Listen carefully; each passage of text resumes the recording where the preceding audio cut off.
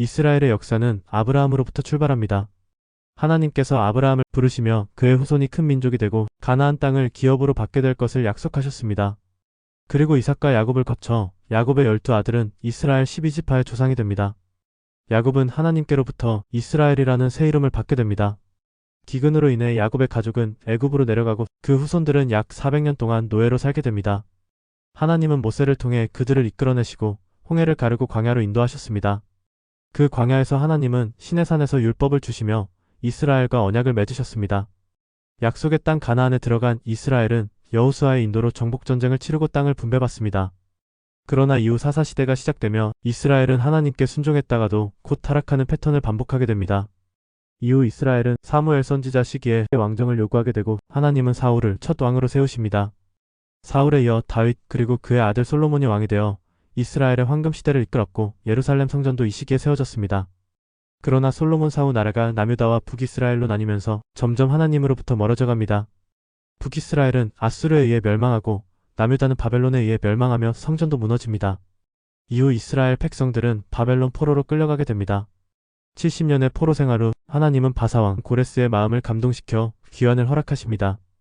느헤미야와 에스라의 인도로 예루살렘 성과 성전이 재건되고 흩어졌던 백성들이 다시 모입니다. 그러나 이스라엘은 더 이상 정치적 독립국이 아닌 속국 상태로 머물게 됩니다. 이후 헬라 제국과 로마 제국의 통치를 거치며 이스라엘은 점점 더 혼란스러워지고 구약의 예언은 메시아의 등장을 기다리는 분위기 속에서 마무리됩니다. 그리고 마침내 예수 그리스도가 이 땅에 오십니다.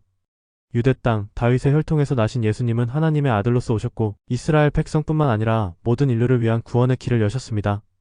그러나 유대인들의 배척으로 예수는 십자가에 못 박히게 되고 부활하신 후 승천하십니다. 이후 AD 70년 로마의 타이터스 장군에 의해 예루살렘이 완전히 멸망하며 유대인들은 전 세계로 흩어지게 됩니다. 이로써 이스라엘이라는 국가는 역사 속에서 사라지게 됩니다. 그러나 2000년이 지난 후 1948년 5월 14일 이스라엘은 기적적으로 다시 독립국으로 재건됩니다.